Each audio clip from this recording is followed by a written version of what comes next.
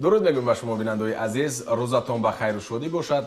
بعد از یک هفته باز رسیدیم به دیداری هم دیگر و این برنامه نوبتی خونه تاجیکستان است از شبکه سفینه. امروز قرار داریم در خانه اپای منیژه و یک خوراک بسیار خوب آماده میکنند، اینم باشد نشویسته. السلام علیکم. سلام علیکم. خوش آمدین. سلامت باشند. و من میبینم که خب بسیار یک محصولات کم است، همینطور است. نمک، آب اساسش، بعدن محصولات اساسی نشویسته و شیر. خب بینندگان عزیز، واقعا هم هر یکی شما خب استعمال کرده اید این خوراک تاجیکی رو. این در صبحانه یعنی خوراک صبحگاهانه است، یعنی در صبح استعمال میکنند. این خوراک رو نشویسته نام دارد و طرز آماده کردن مخصوص رو درست. و نشویسته که گفتیم همون خب شیره گندمی که محصولات اساسی خوراک ما از این عبارت است. خب بسیار زحمت طلب است. در یک چند روز کوشش میکند کدبانو که به همین رنگ آورده رساند به مانند ارد. گفتیم که همین نشویسته از شیره گندم آماده می شود و هر یک شما میدونید که چگونه آماده می شود و چی زحمت هایی رو طلب میکند که تا همین شیره گندم چونین رنگ را بگیرد. گفتیم که نشویسته است، خوراک صبحگاهی است، بسیار بالذات است، خوراک ملی تاجیکی است و امروز آماده میکند منیژه و میچشیم و میبینیم که چگونه لذت، چگونه مزه دارد نشویسته اوتلایی که منیژه آماده میکند. برنامه اپای عزیز شروع میکنیم. از چی آغاز میکنیم؟ از آب. خب چون نگاه میکند اپای منیژه که گویا که این خوراک رو اولین مرتبه کرده ایستاده باشد، ولی من باوری دارم و امید دارم که این خیلی نیست. و خب یعنی آب باید گرم باشد یا خنک باشد؟ باید خنک باشد. خب آمیخته میکنیم. خب موافق طبع و ذوق بینندگان عزیز خب نمک میاندازیم و به شبهه واقعا هم وقتی که خورد بودیم بعدا نه تمام شد خورد بودیم در دهات زندگی میکردیم و خب بی همون یا خود مامامون آماده میکردن، یک لذتی به خود خاص دارد، بسیار لذیذ است و واقعا هم مردم دهات بیشتر چون این خوراکای تاجیکی رو استعمال میکنند. از همین سبب سالم هستند، از همین سبب خب مریض نمیشوند، کسل نمیشوند و خب یکی از سبب‌های دراز عمری مردم کوهستان است همین است که خوراک‌های طبیعی رو استعمال میکنند. یعنی چی؟ گفتیم که نشویسته است از همون شیره گندم، شیر، نمک و خب روغن. خیلی عالی و محصولات خیلی کم، فقط کمک زحمت رو میطلبد. از همین لحاظ من فکر میکنم هر یک که شما بینندگان عزیز خاصتا کدبانوهای مهربان چون خوراک رو آماده میکنید برای اهل عائلتون.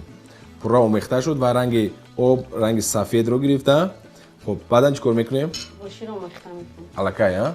الکای با شیر آمیخته میکنیم. شیر نیز دوستان عزیز اگر گوییم که خب اپای منیژه چیکار میکند؟ همین با پرورش گاو مشغول است، ما خطا میکنیم. این طور نیست و شیر رو خب میخرند، ولی شیر این یکی از محصولات می باشد که به ارگانیسم بسیار فایده آور است و همون نفرانی که به واسطه منتظم با مشق بدن مشغول هستند، شیر بسیار کمک زیاد میرساند و فایده آور می باشد. از جمله خوراکی که امروز آماده میکنند اپای منیژه. خب تمام، یعنی که فقط آمیخته کردیم نشویسته رو اول در آب خنک، بعدا در شیر آمیخته میکنیم، بعدا خب در همون تجهیزات برقی چیکار میکنیم؟ میپزیم. دوستان عزیز بعد از چند لحظه برمیگردیم. اون نفرانی که نوکک به شبکه سفینه پیوستند بار دیگر خاطر رسان می‌نماییم که شما برنامه خونه تاجیکستان رو تماشا دارید و قرار داریم در خانه اپای منیژه آماده میکنند نشویسته اوتلا، خوراک صبحگاهی. ما رو همراه باشید.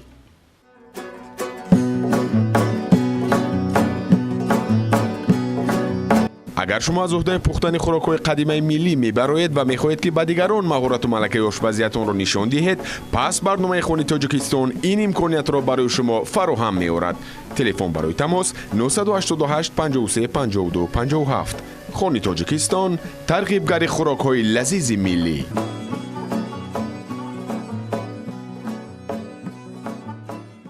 اکنون شیر رو وارد دیگ میکنیم.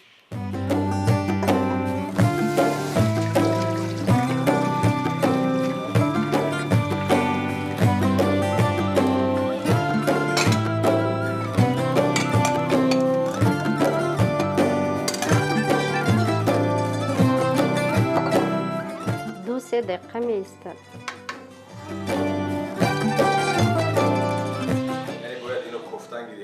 زود زود کن. به ایست باید به تنفس کوبیم. همینطور است.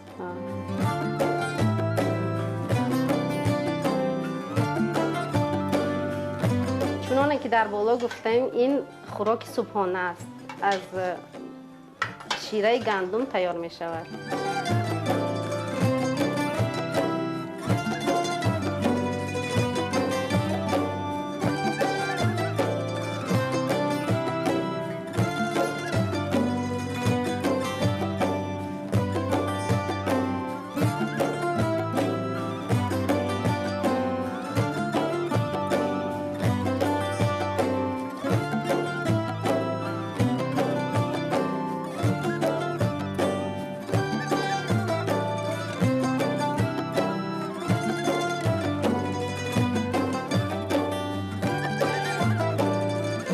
اکنون نشایسته ما آماده شد.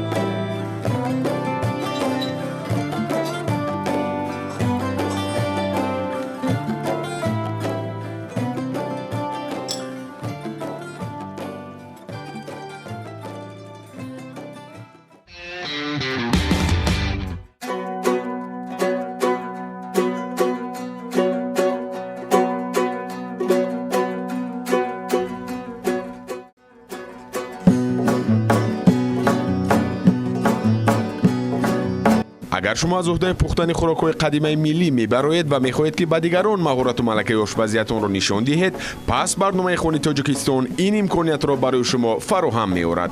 تلفن برای تماس 988 53 52 57. خانه تاجیکستان، ترغیبگر خوراک‌های لذیذ ملی.